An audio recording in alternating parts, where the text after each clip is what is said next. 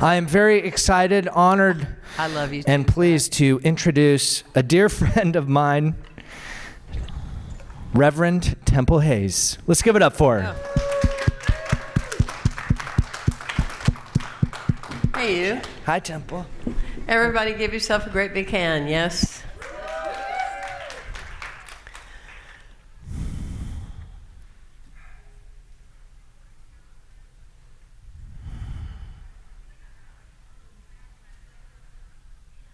There's a story of a woman that's driving down the road, and she's already bought into this idea of how busy she is, and she's got to get there because she's got so many things and she's so important. And so she's rushing through the main street, and she comes upon a traffic light, and the person in front of her, it's turning yellow, but they go ahead, and she goes, oh good, I'm making up my time. And she comes up to the next traffic light, and the light's yellow, and she assumes the car in front of her is gonna just keep on going, and the car stops, slams on brakes. Well, she just has a fit.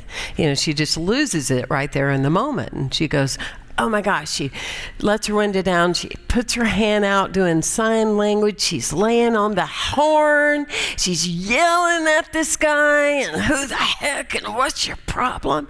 Well, in the meantime, a trooper recognizes what's going on, and he pulls behind her, and he turns on his light and asks her to pull her car over. Ma'am, I need your registration and your driver's license, please. Oh, okay. And so he goes, ma'am, you're going to have to get in the car, and you're going to have to go with me. Okay. So she goes down to the station. She's there for a couple of hours. And the police officer comes, and he says, okay, ma'am, you can go now. And she said, well, okay, that's great, but I don't understand what I did. He said, well, ma'am, you have to understand it from my point of view. He said, I watched what was going on. I watched how you were treating the driver, and I look on the back of the car, and there's these bumper stickers, love your neighbor, coexist, we are one, namaste. And I truly thought you were driving a stolen car. I love that story. It's one of my favorite stories of all times. I thought you were driving a stolen car.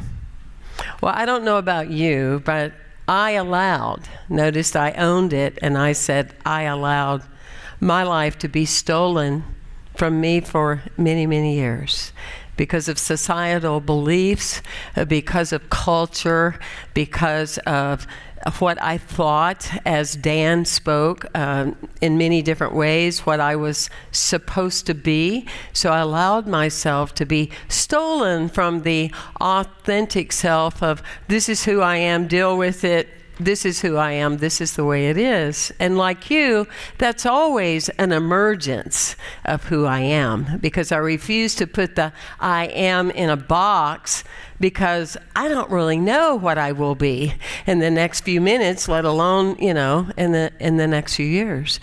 And really, when we think about in our society how people's lives are stolen from them, the inability to be authentic in who they are, it goes way back, doesn't it? There's a saying that says when children start out in school, they are a big question mark. They ask a lot of questions. They want to know why. Why am I doing this way? Why, Mommy? Why, Daddy? Why? But by the time they come out of public education systems, they are a period. I won't be able to do this because I'm too big. I won't be able to do this because I'm too short. I won't be able to do this. I won't be able to be wealthy because my parents aren't wealthy. I won't be able to be happy because I've been told that, being happy can be not really authentic or real. Whatever it is, there is this, that we lose the question. And in your life, if you look at the word question, it's quest, on. I'm on this quest as a mystic to always live and move and have my being in what is unfolding and emerging into me. I love TJ. And anywhere he says, or Jeremy, and they say show up, and I just follow their instructions. So I'm like, and what is this that we're doing? And I looked at the word emergence, which means the ability to come out of, the ability to move forward with, the ability for something to happen within us. And one of the things that I affirm often when I've spoken at recovery conferences or addiction conferences is I say, welcome to the gifted. Welcome to the gifted. Namaste, I surrender to you. Welcome to the gifted. Give yourself a great big hand. You're the gifted club. You're gifted. You asked questions. You pondered. You wanted to know. And many of us, when that space was not who we could truly be, we drowned the idea of who we could be or medicated the idea of who we could be. So that's one of the pieces of who we can be. So who am I and why have I been invited here? It's not so I could say that I talk to Hong Kong and that I'm global. Whoopie-doo-dah-day. Whoopie-doo. Okay. I'm here because I believe in life. I'm here because I believe in the power of life. I'm here because I believe that in our culture today, where every 40 seconds somebody kills themselves by way of suicide, because I believe someone like me as an alcoholic was committing a slow suicide every day, I'm here because I freaking survived myself. Do you get that? I survived myself. I survived the crazy and the toxins and the stories and the times that I stopped asking questions. I survived being a homo freaking sexual in Anderson, South Carolina, where they didn't even know how to spell that word. I freaking survived myself as a homosexual in Anderson, South Carolina, one of the deepest rooted Southern Baptist neighborhoods in freaking America. And if they know through an assessment process at the local county mental health rehab center that you test as a homosexual, well, unless somebody was there to take you home, you got carted away. Literally carted away. You may be seen again and you may not. But what we know for sure is that you would definitely be in the closet in the 70s, you see. And so in that space of life being stolen, so my awareness was that I have now celebrated something greater than me. That's the only reason it ever happened, 35 years of sobriety. And thank you. Which means just about my whole life, right? Don't look at me like that. Okay. And stop doing the math, okay? I got it. But that being said, when I share and feel so fortunate that I survived myself and that I survived being a homosexual, that no one killed me and carted me away so that I couldn't be an embarrassment to my family or to anyone else in the public school system, and all of that. When I stand in front of people and I tell my story, people sometimes will come up to me after and they'll go, but isn't being sober hard? And I go, girl, are you kidding me? Hard? Remembering today? Remembering yesterday? Remembering who I gave my business card to, let alone who I slept with or took my clothes off for, you understand? Hard is when you apologize for yourself every day of your life. Hard is when you don't remember where your car is. Hard is how you got into another state obviously state of consciousness, but I'm talking about geographical state in jail, and you don't remember how you got there. Hard is when you have to call somebody and you're pretending to have a conversation about a conversation about a conversation, because you're hoping they're going to tell you what you did because you have no clue, right? Hard is when your father has to come and pick you up at the jailhouse twice and says, don't ever call me again. You see, to me, that's the teaching that we get to exemplify to people of all ages about being off drugs, about being off alcohol. Is hard is when we are going against the grain of our innate life of who we were destined to be. Does that make sense to you?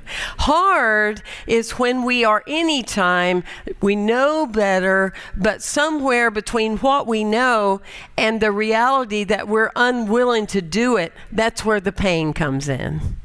That's where the pain is.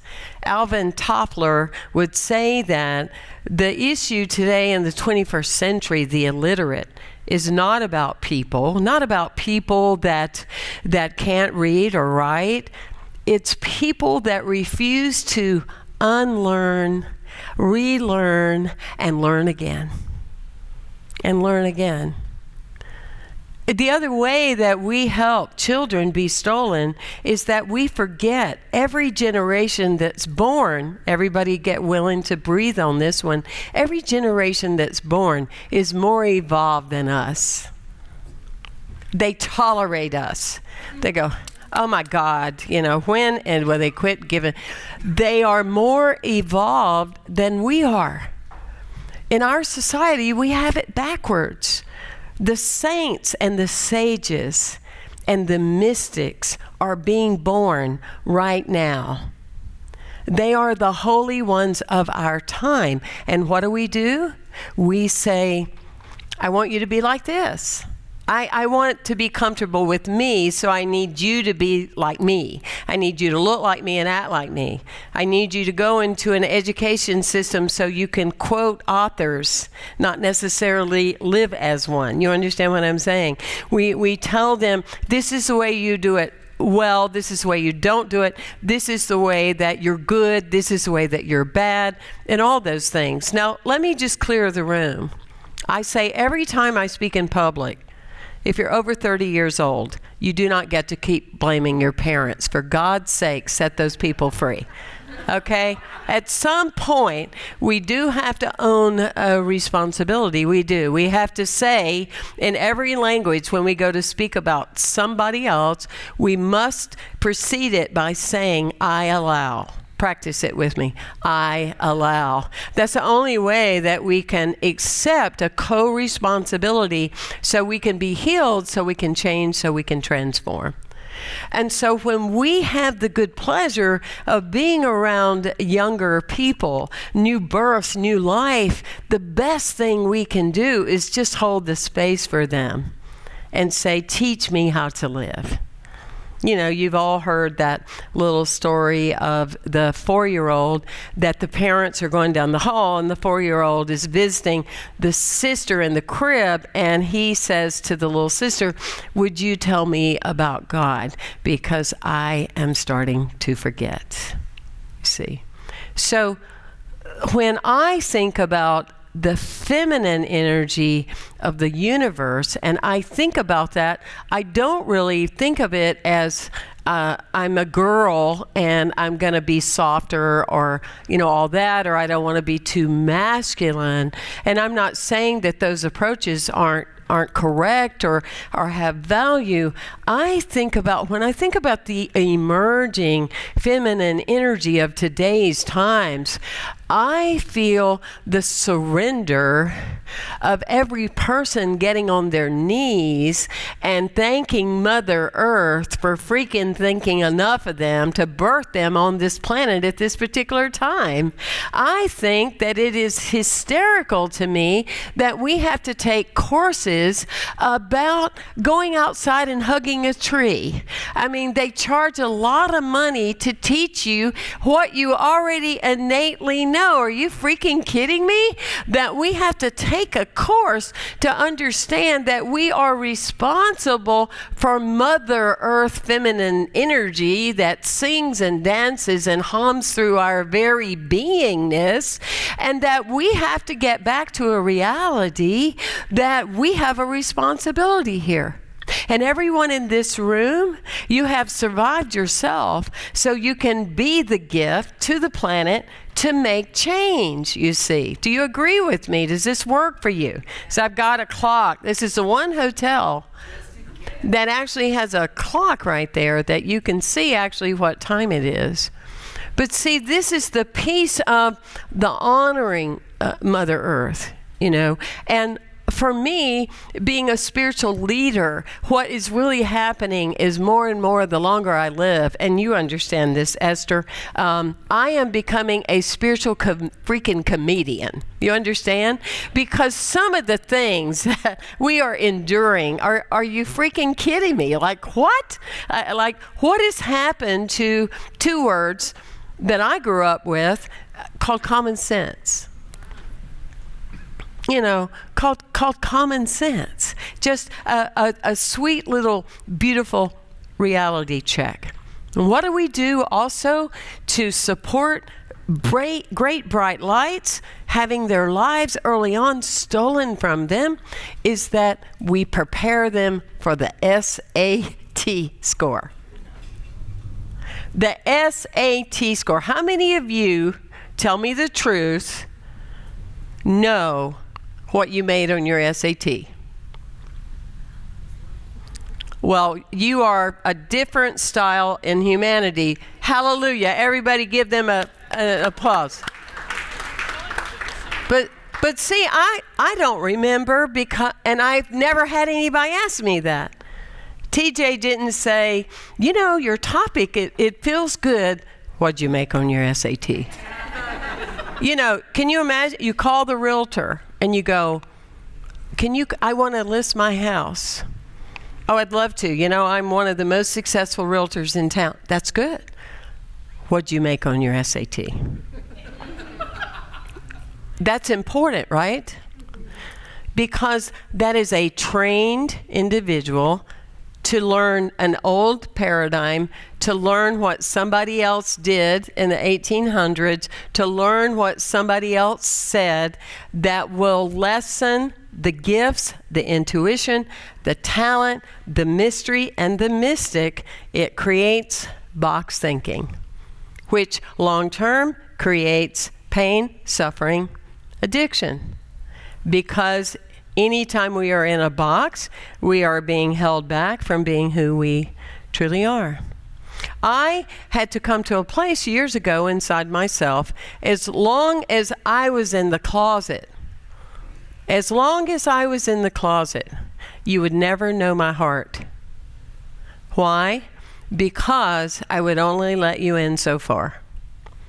You could get about right here, but when you started asking me a bunch of questions, I went right back to 13 and a half, being evaluated for being crazy, going to go to the mental health clinic. And I was in my 40s, and I would still have this sensation come over me like, oh my God, oh my God. I knew it wasn't true.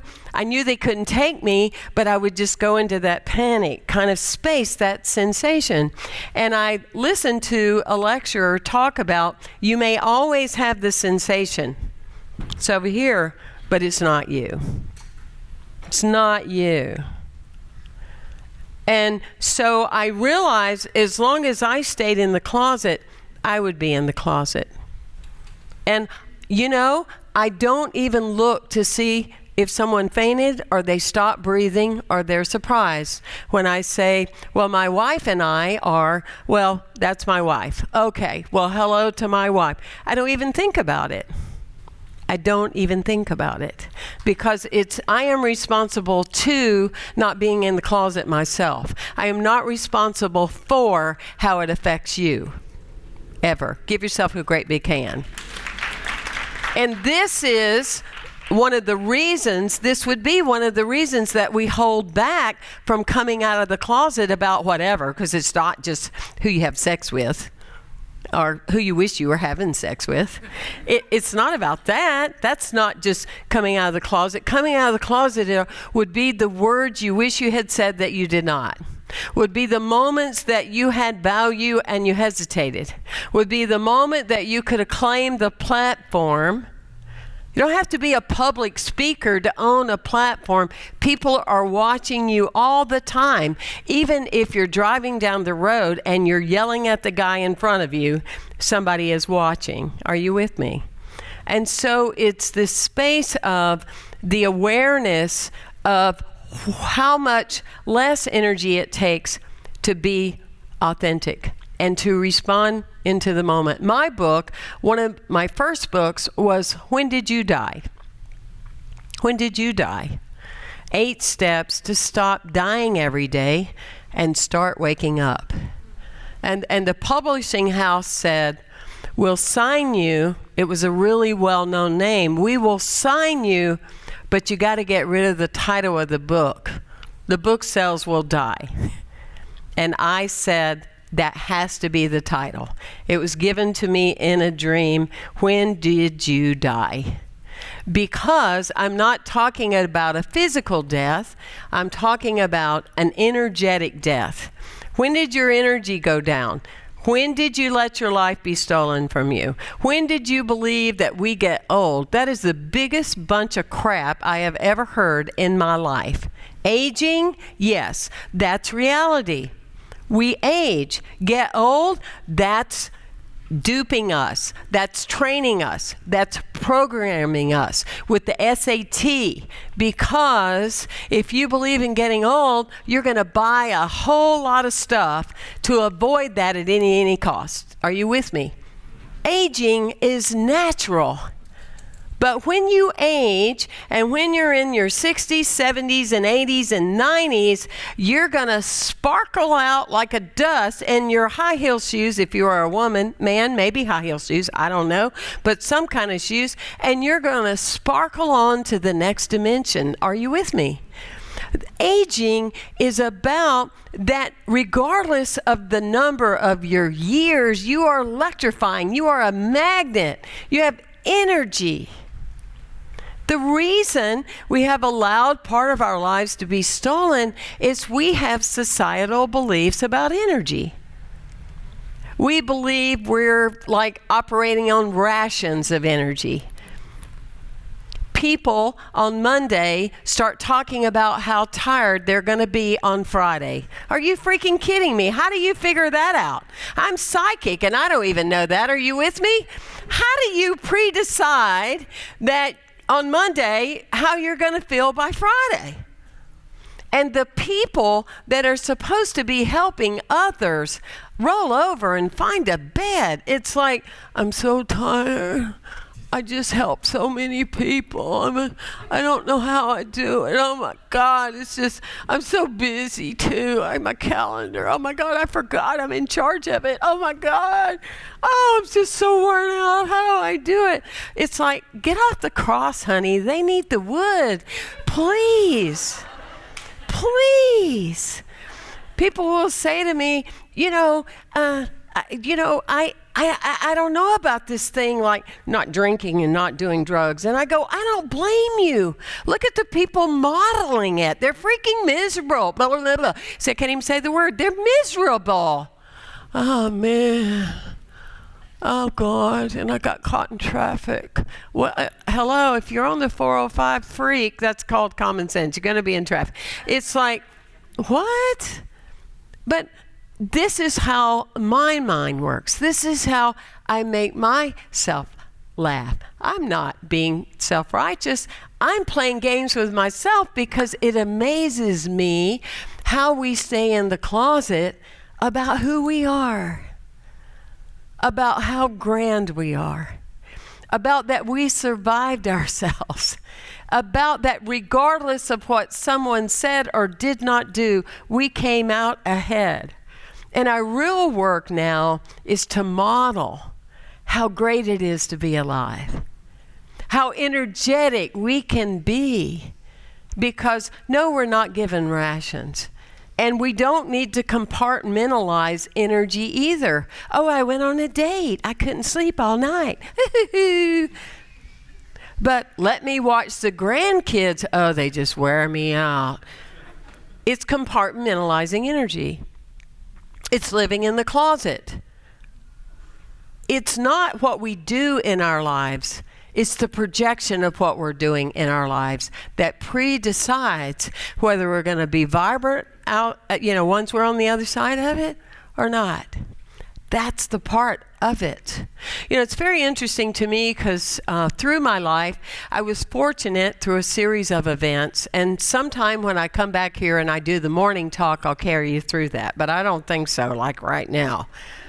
Because you've been talked at, probed, and everything, okay? So that being said, but along the way, when I was 38 years old, I had the good pleasure of running into a trained, learned shaman that looked at the parts of my energetic presence that had died.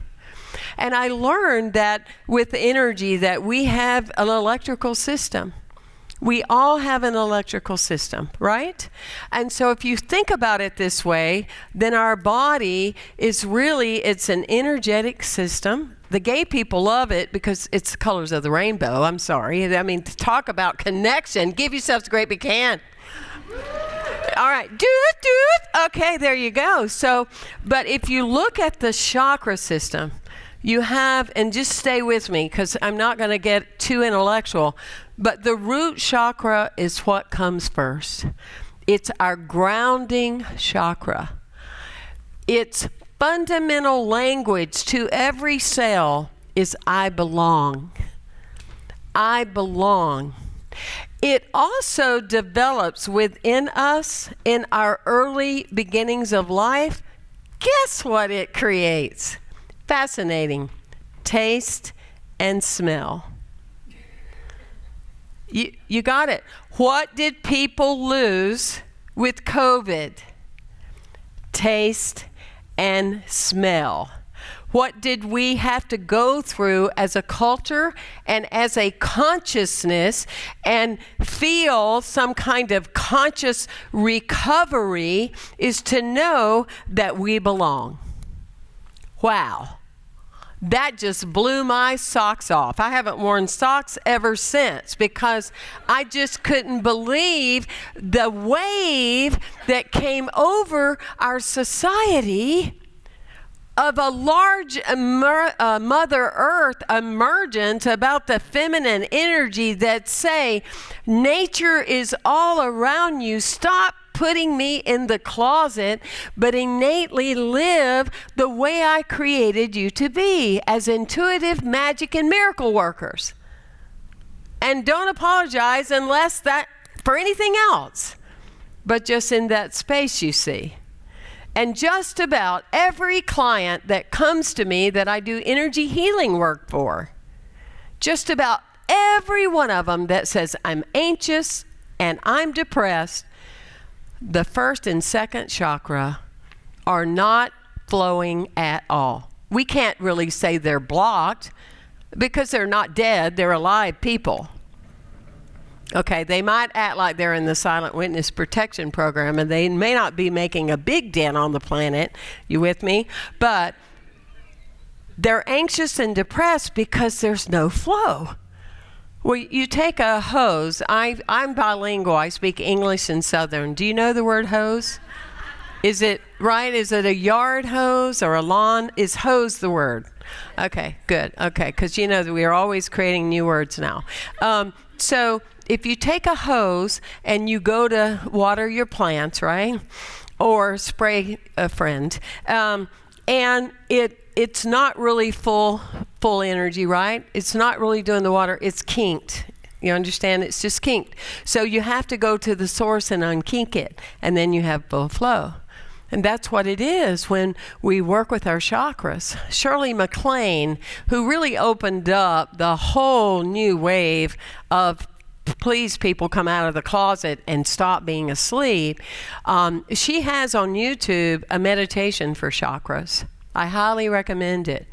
that you keep your electrical system, you keep yourself open and vibrant. So for us to have some fun, and because you've hung in there all day, gosh, you are all worthy of giving yourself, right, a great applause.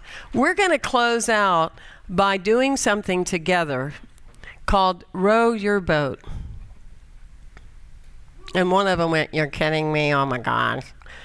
Row, row, row your boat, okay? You remember it, right? For some of you, it's only been a short time. We're happy for you, aren't we, TJ? All right.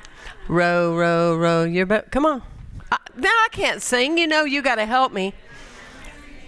Merrily, merrily, merrily, merrily, life is but a dream. Row, row, row your boat gently down the stream. Merrily, merrily, merrily, merrily, life is but a dream. Wow, look at you. Look at you. But you know, I love this song, and it every now and then I catch myself like having a tune of it, you know, going down the road or in the shower or something. But it's very clear to row your boat.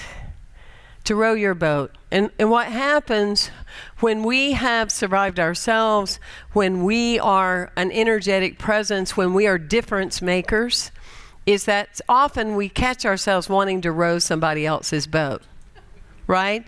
And so what happens is when you take that, you have two paddles and you take that paddle and you try to help that other boat, what happens? Come on. You're out of balance. What else? You start going around in circles, right? You start feeling confused instead of clarity because you're not staying in your boat. And so rowing a boat and the work that we do, and like many of you, I come across tens of thousands of people all the time. And I had to learn that there's a difference between being a caregiver and a caretaker. A caretaker takes on somebody else's stuff. And it's difficult because you look at healthcare, you look at the doctor profession, you look at a lot of minister profession, that they are taking on other people's stuff. And in that, it creates chronic body issues, emotional out of balance. It creates drama, martyrdom. Oh my God. I really, I don't feel like it. I don't know, but I know it's up to me. Oh God. You know, it's like, oh God, please. It's like caretaking.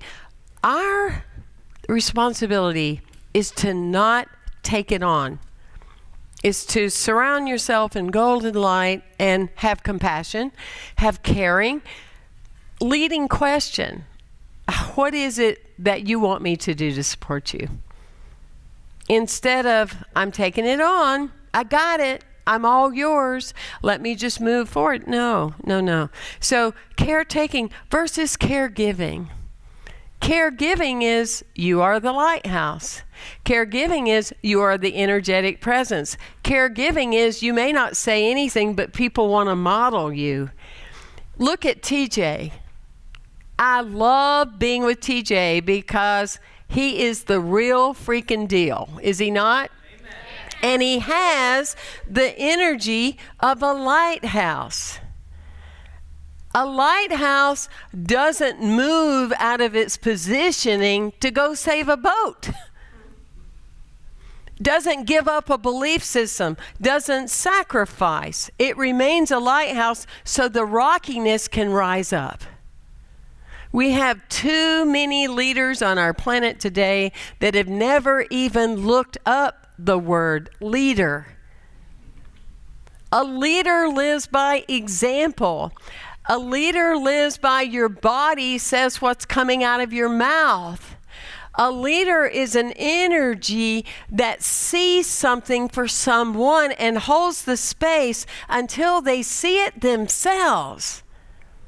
The teacher model of I'm going to tell you something is dated. When I'm a good teacher, and the only time I'm a good teacher is when you're telling me something you've learned. Not when I've told you something.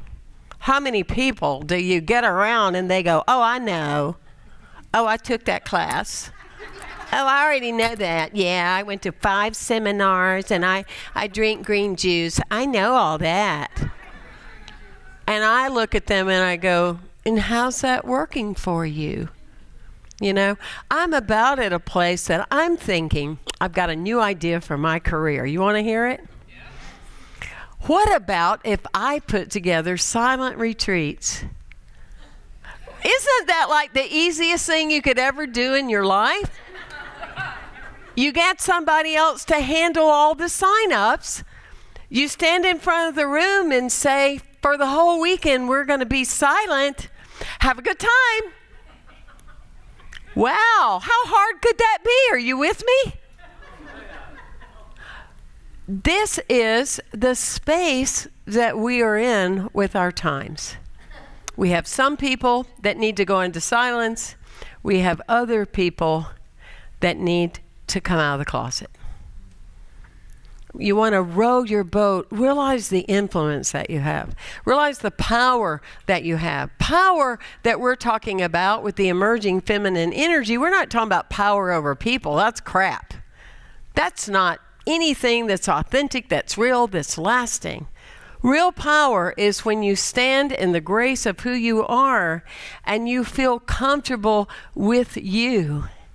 You feel comfortable with yourself. People talk about and judge the homeless, especially here in California. We also have a whole other level of people that are homeless. People that are walking around in their bodies almost like walk-ins and they don't feel at home. So we want to heal the external homeless, but we really need to do the work on the inner homeless. I belong. I have a purpose by being here, you see. So back to when my grandmother at 13 and a half told me that she was sorry she wasn't going to see me in heaven because I was a homosexual at 13 and a half, right?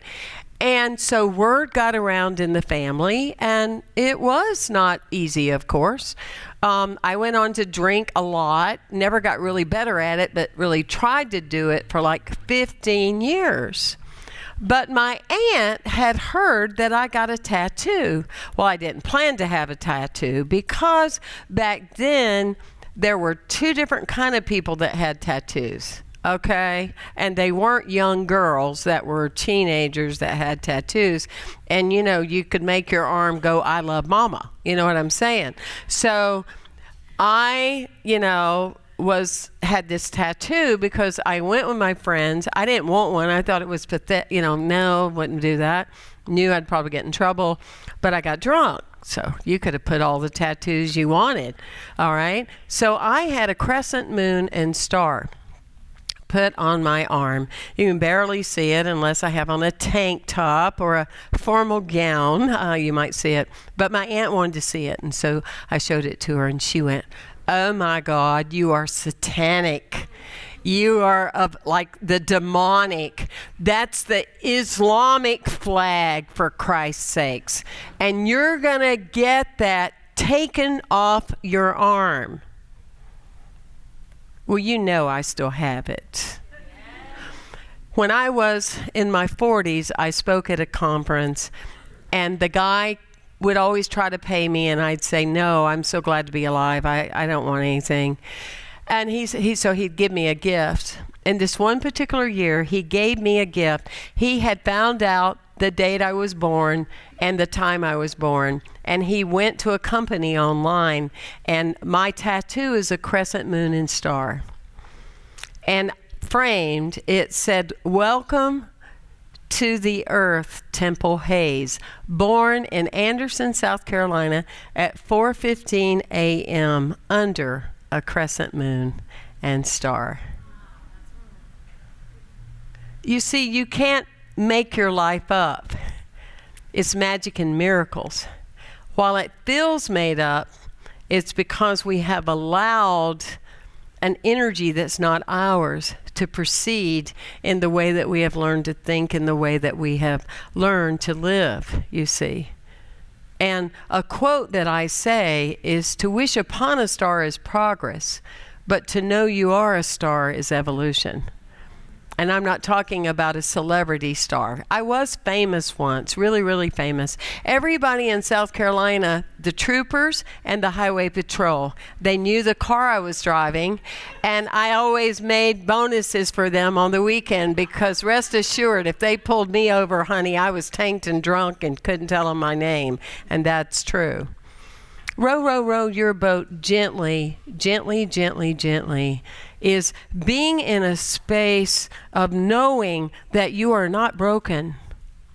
That is the way we have allowed ourselves to be stolen, is that we have been told that we are broken. We have been told the world's broken. We have been told that things are broken. People that are affirmative teachers, that sell books about what you say is who you are, what you affirm is what you get, and they stand in front of tens of thousands of people and they say the world is crazy. Shut up. Just get yourself a big old can of shut up and spray yourself with it. How can incongruencies rule in such a manner? The world is beautiful.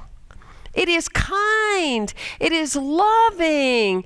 Yes, there are a few interesting people out there, but there have been since the beginning of time. The world that we are talking about usually is the imagery we see on the news. And that is about 1% of what the real world is. When you shift that in your soul evolution, and you understand that the world isn't crazy, then you can really get that you aren't crazy, because Mother Earth has birthed you out of the same thing that you will return to at the end of your life, whenever that is. But see, the secret of life isn't whether you will live or die. We're going to do both. I know some of us are waiting on Oprah to come up with a pill that we don't have to die. But thus far, nobody's telling us if that's true. So we are going to die. But the pathetic thing is when we allow ourselves to die when we're living. Are you with me? We are not here to die while we're living. We're here to integrate the parts, integrate the shadow, integrate life experiences, to move through life going down the stream, you see.